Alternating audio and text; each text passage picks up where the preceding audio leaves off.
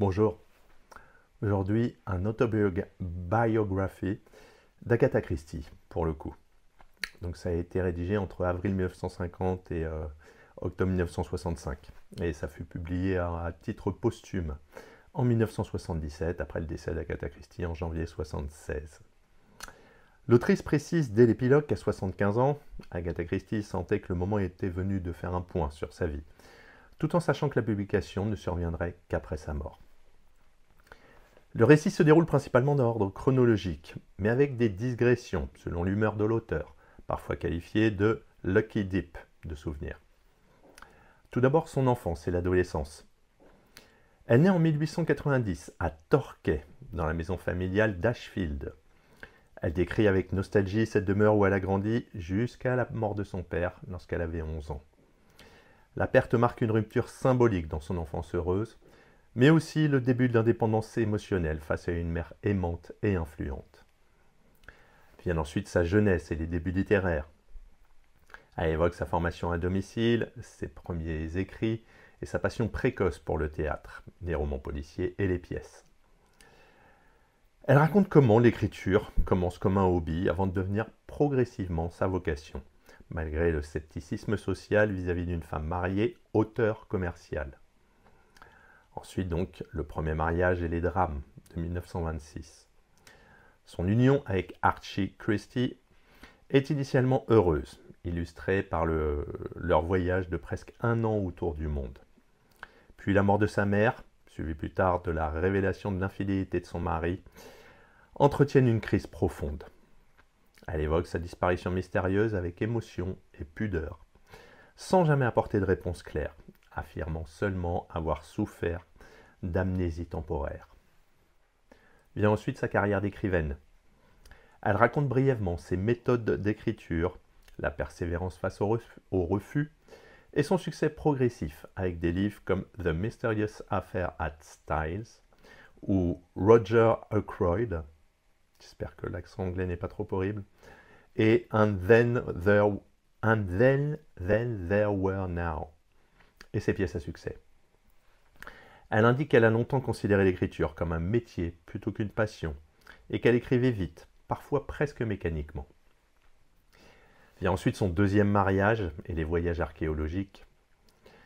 Le mariage avec l'archéologue Max Mallowan change sa vie. J'adore parler anglais. Elle l'accompagne sur des fouilles au Moyen-Orient, en Syrie, en Irak, à Bagdad donc.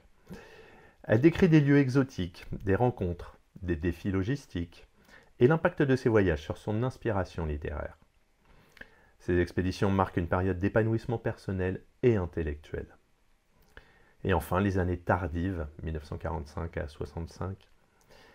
La mémoire elle-même raconte qu'après la Seconde Guerre mondiale, elle consacre très peu de pages à cette période, mentionnant ses voyages, la décoration de ses maisons et des réflexions générales sur le temps, le vieillissement et la créativité, jusqu'à la rédaction de son épilogue en 1965.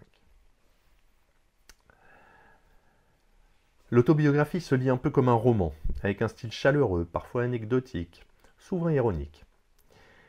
Agatha Christie adopte un ton discret, modeste et observateur, loin d'une flamboyante introspective. Elle donne la priorité aux souvenirs, aux lieux, aux impressions, plutôt qu'à l'analyse psychologique. Le dessin global est celui d'une femme réservée, qui préfère décrire les autres, les micro-événements de la vie quotidienne, plutôt que d'explorer son mal-être profond. Enfin, son moi profond, on va dire. L'absence notable de son explication sur la disparition de 1926 répond à sa volonté de laisser un mystère et d'éviter la spéculation. Le livre couvre une vaste période, environ 75 ans. Mais certaines étapes majeures, comme les années post-1945, sont survolées. Un chapitre entier ou plus aurait pu être offert à son incroyable succès littéraire ou à sa reconnaissance officielle. Mais globalement, le livre est apprécié pour ce qu'il est. Moins une défense d'image que la voix sincère d'une femme posée, ferme dans ses choix et profondément attachée aux lieux et aux rencontres qui ont jalonné sa vie.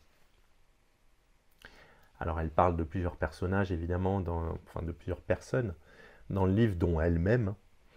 de Archie Christie, son premier mari, de Max Mallowan, son second mari, de la maison d'Ashfield et du monde également du Moyen-Orient, avec toutes les fouilles archéologiques. Donc pour conclure, c'est un témoignage d'une grande figure littéraire, bien évidemment. C'est une mémoire personnelle, façonnée par les lieux aimés, les voyages, les rencontres, et par une perception discrète mais lucide du monde. Agatha Christie nous fait revivre l'Angleterre victorienne, deux guerres, des expéditions lointaines, dans le regard d'une femme qui s'est imposée sans bruit dans l'histoire de la littérature. Les points forts sont un style chaleureux, c'est fluide, c'est spontané. On a vraiment l'impression d'écouter Agatha raconter autour d'une tasse de thé. C'est d'une honnêteté pudique. Elle choisit ce qu'elle livre, sans complaisance, mais sans entrer dans l'excès émotionnel. Et enfin, il y a une richesse des détails sur les lieux, les gens, les pratiques de fouilles archéologiques et même sur son époque. En résumé, c'est moins une autobiographie exhaustive qu'un portrait intime, précis sur certains aspects, silencieux sur d'autres. C'est un voyage dans le temps, à travers les obsessions d'une femme passionnée par les maisons, les voyages et la compréhension du comportement humain.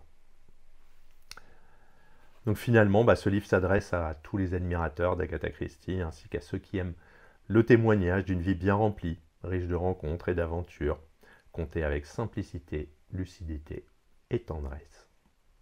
À bientôt.